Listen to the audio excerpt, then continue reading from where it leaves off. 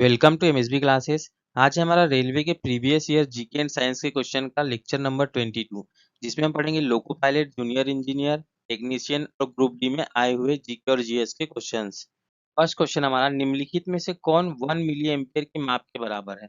यहाँ पे जो 1 मिली एम्पियर दिया है, तो यहाँ पे एम्पियर हमारा जो है, एम्पियर तो करंट की यूनिट हो गई, करंट की यूनिट हो गई।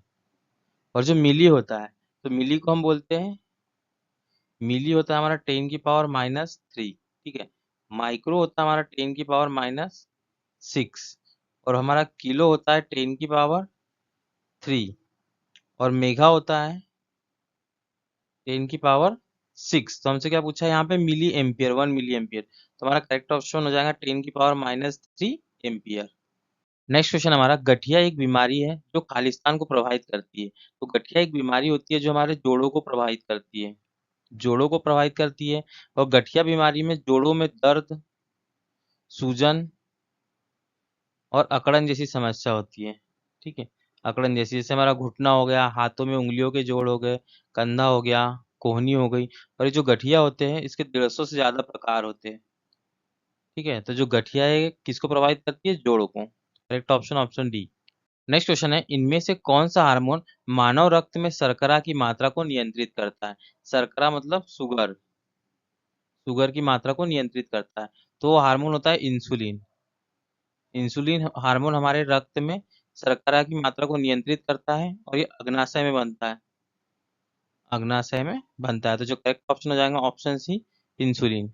नेक्स्ट क्वेश्चन है, जब 3/4 चांद दिखाई देता है तो उसे क्या कहते हैं। तो जब 3/4 चांद दिखाई देता है तो उसको उन्नतोत्तर चंद्र कहते हैं। ठीक है, तो करेक्ट ऑप्शन हो गया ऑप्शन बी। नेक्स्ट क्वेश्चन हमारा, लेथेनाइट्स और एक्टिनाइट्स को खालिस्तान भी कहा जाता है। तो जो लेथेनाइट्स और एक्टिनाइट्स होते हैं, इन्हें आंतरिक संक्रमण तत्व कहते हैं। और आंतरिक संक्रमण तत्व ऐसे तत्व होते हैं जिनका आखिरी इलेक्ट्रॉन जो होता है, ठीक है, आखिरी इलेक्ट्रॉन ऑर्बिटल एफ में जाता है, ऑर्बिटल एफ में जाता है, या इन्हें एफ ब्लॉक तत्व भी बोलते हैं, एफ ब्लॉक तत्व भी बोलते हैं। और जो ऑर्बिटल होता है वो होता है हमारा एस, पी, डी और एफ। तो इनका इलेक्ट्रॉन एफ में जाएगा तो इन्हें एफ ब्लॉक तत्व बोलेंगे। और ये जो तत्व है, ये समूह 3 से संबंध रखते हैं, समूह 3 से संबंध रखते हैं। लेकिन आवर्त सारणी में इन्हें अलग से दिखाया जाता है। जो अलग से तत्व दिखाए जाते हैं, ये सारे हमारे आंतरिक संक्रमण तत्व होते हैं, इनका आखिरी इलेक्ट्रॉन एफ ब्लॉक में जाता है। और जो हमारे लेंथेनाइट्स होते हैं, लेंथेनाइट्स, इन तत्व जो होते हैं लेंथेनाइट तत्व, इनका परमाणु क्रमांक 58 से लेकर 71 तक होता है। ठीक है, ये वाली लाइन। इसके बाद में जो हमारा कौन सा एक्टिनाइट्स है, एक्टिनाइट्स तत्व जो होते हैं, इनका परमाणु क्रमांक 90 से लेके 103 होता है, ये वाली लाइन। ठीक है, तो यहाँ पे करेक्ट ऑप्शन हो गया आंतरिक संक्रमण तत्व। नेक्स्ट क्वेश्चन है, भोजन में खालिस्तान की उपस्थिति का परीक्षण करने के लिए आयोडीन का उपयोग किया जाता है। तो जो आयोडीन परीक्षण होता है भोजन में, कार्बोहाइड्रेट का परीक्षण करने के लिए किया जाता है। जो हमारा आयोडीन होता है वो स्टार्च जैसे कार्बोहाइड्रेट, जैसे कार्बोहाइड्रेट के साथ में मिलकर नीले काले रंग का, नीले काले रंग का मिश्रण बना लेता है, नीले काले रंग का मिश्रण बना लेता है। इस प्रकार से हमें आयोडीन परीक्षण से पता चल जाता है कि भोजन में स्टार्च है या नहीं, है या नहीं। तो करेक्ट ऑप्शन हो गया यहाँ पे स्टार्च जैसे कार्बोहाइड्रेट, मतलब स्टार्च का पता लगाने में भोजन में आयोडीन परीक्षण किया जाता है। नेक्स्ट क्वेश्चन है, मानव कान के किस भाग में प्राप्त ध्वनि के अनुसार कंपन होता है। तो हमें बताना है कि जो हमारा कान होता है, इसमें जो ध्वनि जाती है, इसके अनुसार हमें कंपन कहाँ पे होता है, और ये फिर कंपन आगे जाके हमारे माइंड तक पहुंचता है। ठीक है, तो जो हमारा मिडिल ईयर होता है, मतलब मिडिल ईयर और जो आउटर ईयर होता है, इसके बीच में क्या होता है कि यहाँ पे पर्दा होता है हमारे कान का, जो कि ये ऐसा है, ये ड्रम के आकार का होता है। ठीक है, इसको हम क्या बोलते हैं, कान का पर्दा, पर्दा बोलते हैं। तो हमारी ध्वनि की तरंग इस पर जाके पड़ती है, तो इसमें कंपन होता है, और कंपन से फिर सेंस होके अंदर हमारे माइंड तक हमको साउंड का पता चलता है। ठीक है, तो इसका करेक्ट ऑप्शन क्या होता है, पर्दा होता है। लेकिन जो वही पर्दा होता है, इसको कर्णपट्टी झिल्ली भी कहा जाता है। ठीक है, तो करेक्ट ऑप्शन हमारा ऑप्शन डी हो जाता है। और ये जो कॉक्लिया है, ये जो साउंड का सिग्नल आता है उसको इलेक्ट्रिक फॉर्म में कन्वर्ट करके हमारी नर्व से हमारे माइंड तक भेजती है। ठीक है, तो यहाँ पे करेक्ट ऑप्शन हो गया कर्णपट्टी झिल्ली। नेक्स्ट क्वेश्चन है, निम्नलिखित में से इसका उपयोग एल्कोहल युक्त मादक पेय पदार्थ में किया जाता है। तो जो एल्कोहल युक्त मादक पेय पदार्थ है उसमें एथेनॉल का यूज किया जाता है या एथेनॉल को मिलाया जाता है उसमें? एथेनॉल होता है उसमें, एथेनॉल। और जो एथेनॉल होता है वो खमीर खमीर के साथ कार्बोहाइड्रेट का किण्वन से बनता है। कार्बोहाइड्रेट के किण्वन से बनता है। और जितने भी मादक पदार्थ होते हैं, मादक पेय पदार्थ होते हैं, उसमें एथेनॉल और पानी होता है। ठीक है, जैसे मादक पेय पदार्थ में इससे अब बियर भी बनती है। ठीक है, वाइन बनती है, वाइन अंगूर से बनती है। ठीक है, विस्की बनती है। तो इन सब जो मादक पेय पदार्थ है इसमें एल्कोहल का परसेंटेज अलग अलग होता है। एल्कोहल का परसेंट जो है अलग अलग मात्रा में होता है, लेकिन होता सब में एथेनॉल है। नेक्स्ट क्वेश्चन है, निम्न करों में से कौन सा केंद्र सरकार द्वारा लगाया गया, एकत्र किया गया और बनाए रखा गया था? तो कौन सा कर हमें बताना है। तो ये कॉर्पोरेट कर है। जो कॉर्पोरेट कर होता है ये कंपनियों पे लगता है, कंपनियों पे लगाया गया एक कर होता है कॉर्पोरेट कर। ठीक है, जो कंपनी में जो प्रॉफिट होता है उसके ऊपर लगता है। यहाँ पे करेक्ट ऑप्शन डी है, कॉर्पोरेट कर।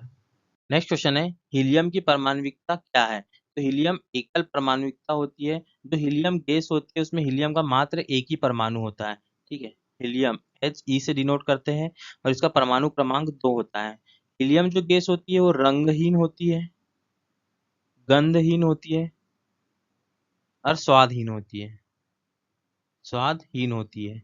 यह एक उत्कृष्ट गैस है, उत्कृष्ट गैस है। और ये दूसरा सबसे हल्का तत्व है, दूसरा सबसे हल्का तत्व। इसकी परमाणुविकता एक होती है, जैसे कि हीलियम है तो इसकी हीलियम गैस में हीलियम का एक ही परमाणु होता है। जैसे हम ऑक्सीजन की बात करें तो ये होता है O2, मतलब ऑक्सीजन की परमाणुकता कितनी होगी, बी परमाणुकता होगी। ठीक है, सल्फर की बात करें तो होता है S8, मतलब इसकी परमाणुकता क्या होगी, ये बहुपरमाणुक हो गया। और त्रिपरमाणुक की बात करें तो हम जैसे ओजोन गैस की बात करें तो होता है O3, इसमें ऑक्सीजन के 3 परमाणु है तो इसको त्रिपरमाणु बोलते हैं। ठीक, तो इस टाइप से होता है। और जो उत्कृष्ट गैस है उसको 18वें समूह में रखा गया, ये हमारा 18वां समूह होता है। यहाँ पे सब निष्क्रिय गैसें होती है, जिसमें क्या क्या आता है, हीलियम आता है, नियॉन आता है, आर्गन आता है, क्रिप्टॉन आता है, जेनॉन आता है और रेडॉन आता है। ठीक है, तो इसका तो करेक्ट ऑप्शन हो गया एकल परमाणु। नेक्स्ट क्वेश्चन है, मच्छरों के जैविक नियंत्रण के लिए निम्नलिखित में से किसका उपयोग किया जाता है? तो मच्छरों के जैविक नियंत्रण के लिए गैम्बूसिया मछली का उपयोग किया जाता है। जो गैम्बूसिया होती है मछली होती है, ये मच्छर के लार्वा को खाती है, मच्छर के लार्वा को खाती है। और ये जो मछली होती है ये मच्छर के लार्वा को खाती है, इसलिए इसे मच्छर मछली भी कहा जाता है, मच्छर मछली। दुनिया भर के देशों में मच्छर के जैविक नियंत्रण के लिए इसको ले गया गया था। और भारत में भी है, भारत में 1928 में मलेरिया नियंत्रण रणनीति का हिस्सा रही है ये मछली। ठीक है, तो करेक्ट ऑप्शन हो गया गैम्बूसिया। नेक्स्ट क्वेश्चन है, निम्नलिखित में से कौन सा घटक पत्तियों को हरा रंग प्रदान करता है? तो जो पत्तियों को हरा रंग क्लोरोफिल प्रदान करता है। क्लोरोफिल एक रासायनिक घटक होता है, रासायनिक घटक होता है जो कि प्रकाश संश्लेषण में भी पौधों की मदद करता है। प्रकाश संश्लेषण, प्रकाश संश्लेषण क्रिया में प्रकाश से भोजन बनाने में पौधों की मदद करता है। इसके ही कारण जो पौधे की पत्तियां होती है, पौधे की पत्तियां और जो तना होता है, मतलब जो नरम तना होता है उसका रंग कैसा होता है, हरा होता है। तो करेक्ट ऑप्शन हो गया क्लोरोफिल। नेक्स्ट क्वेश्चन है, परमाणु ऊर्जा संयंत्र में मॉडरेटर के रूप में किस सामग्री का उपयोग किया जाता है? तो जो परमाणु ऊर्जा संयंत्र होता है इसमें मॉडरेटर के रूप में ग्रेफाइट का यूज किया जाता है। और ग्रेफाइट जो होता है, ग्रेफाइट न्यूट्रॉन की गति को स्लो करता है, न्यूट्रॉन की गति धीमा करता है, उसका अवशोषण नहीं करता है ये, अवशोषण नहीं करता है। एवं जो मॉडरेटर होता है ये विखंडन की प्रक्रिया में तेजी लाता है। और जो चेन रिएक्शन होती है इसमें श्रृंखला अभिक्रिया उसको भी बढ़ाता है। और जो मॉडरेटर है उसके रूप में हम ग्रेफाइट, कठोर जल, खारा जल इनका उपयोग करते हैं। ठीक है, तो यहाँ पे करेक्ट ऑप्शन हो जाता है ग्रेफाइट। नेक्स्ट क्वेश्चन है ध्वनि तरंगों के द्वारा उत्पन्न ध्वनि की पुनरावृत्ति क्या कहलाती है? तो जब कहीं से हम ध्वनि तरंग भेजते हैं तो ध्वनि तरंग जाने के बाद परावर्तित होती है। परावर्तित होने के बाद क्या होती है? उसकी पुनरावृत्ति होती है। इसको हम बोलते हैं प्रतिध्वनि। प्रतिध्वनि प्रतिध्वनि हमेशा सघन माध्यम या कोई ठोस वस्तु से टकराने के बाद ध्वनि जब वापस सुनाई देती है तो उसको बोलते हैं हम प्रतिध्वनि। जैसे कि हम कहीं खाई के पास चिल्लाए या कोई बड़े हॉल में चिल्लाए, तो जब हम आवाज लगाते हैं बड़े हाई में या खाई के पास जब जोर से आवाज लगाते हैं तो हमको ध्वनि वापस सुनाई देती है। तो ये ध्वनि की पुनरावृत्ति होती है और ये ध्वनि के परावर्तन के कारण हमें ध्वनि वापस सुनाई देती है। इसी को हम क्या बोलते हैं? प्रतिध्वनि बोलते हैं। यहाँ पे ऑप्शन डी करेक्ट हो जाएगा। नेक्स्ट क्वेश्चन है ध्वनि तरंगों का आयाम किस पर निर्भर करता है? तो जो ध्वनि तरंग होती है, ठीक है, ये ध्वनि तरंग का क्या है? ये कंपन है। तो इसका जो आयाम होता है, एम्पलीट्यूड, ये किस पर निर्भर करता है हमें बताना है। तो इसका एम्पलीट्यूड उस बात पर निर्भर करता है जिससे ध्वनि कंपन करके निकाली जाती है। जैसे हम मान लेते हैं कि ये कोई स्टील का एक ब्लॉक है, ठीक है, स्टील का एक ब्लॉक है, इस पे हम हथौड़ा मार रहे हैं, इससे यहाँ से ध्वनि निकलेगी, इससे कंपन होगा और ध्वनि निकलेगी। तो हथौड़ा हम जितनी जम से मारेंगे, जितना ज्यादा बल लगाएंगे कंपन कराने के लिए, उतना ज्यादा हमारा क्या होगा? एम्पलीट्यूड होगा। तो एम्पलीट्यूड इस बात पर निर्भर कर रहा है कि ध्वनि तरंग को उत्पन्न करने के लिए, कंपन कराने के लिए हम कितना बल लगा रहे हैं। तो इस पर हमारे ध्वनि तरंग का एम्पलीट्यूड निर्भर करता है। ठीक है, यहाँ पे करेक्ट ऑप्शन हो जाता है वस्तु को कंपन कराने के लिए प्रयुक्त किया गया बल, उस पे ध्वनि तरंग का एम्पलीट्यूड निर्भर करता है। ये यहाँ से यहाँ तक हो गया एम्पलीट्यूड। यदि हम फोर्स ज्यादा लगाएंगे तो एम्पलीट्यूड ऐसा ज्यादा आएगा, जितना ज्यादा फोर्स उतना ज्यादा एम्पलीट्यूड है। ठीक है, इसके बाद में जो एक साइकिल को पूरा होने में यहाँ से यहाँ तक जो समय लगता है, इसको हम क्या बोलते हैं? टाइम पीरियड बोलते हैं या आवर्तकाल बोलते हैं। आवर्तकाल। और एक सेकेंड में जितने साइकिल पूरे होते हैं उसको हम आवृत्ति बोलते हैं। ठीक है, तो यहाँ पे करेक्ट ऑप्शन टू होगा। वस्तु के कंपन करने के लिए प्रयुक्त बल, जो बल लगाएंगे उस पर आयाम निर्भर करेगा। नेक्स्ट क्वेश्चन है किस मुख्यमंत्री द्वारा भारत में फाइबर ग्रिड इंटरनेट परियोजना शुरू की गई थी? तो जो आंध्र प्रदेश के मुख्यमंत्री है, आंध्र प्रदेश के मुख्यमंत्री चंद्रबाबू नायडू के द्वारा ये योजना शुरू की थी। चंद्रबाबू नायडू के द्वारा फाइबर ग्रिड इंटरनेट परियोजना, यह भारत के किसी राज्य द्वारा चालू की गई पहली योजना थी, जो कि आंध्र प्रदेश में चालू हुई थी और इसमें 149 रुपीज में हाई स्पीड इंटरनेट प्रोवाइड कराना था। ठीक है, तो किसने चालू की थी? ये चंद्रबाबू नायडू ने, आंध्र प्रदेश में। नेक्स्ट क्वेश्चन है रुस्तम टू भारत के रक्षा अनुसंधान एवं विकास संगठन डीआरडीओ द्वारा विकसित एक खालिस्तान है। तो जो डीआरडीओ के द्वारा बनाया गया रुस्तम टू है, ये मानव रहित लड़ाकू विमान है। ठीक है, जिसको हम क्या बोलते हैं? ड्रोन भी बोलते हैं। ठीक है, तो ये मानव रहित एक लड़ाकू विमान है जो कि डीआरडीओ ने बनाया है। डीआरडीओ क्या है? हमारा defence research and development organisation.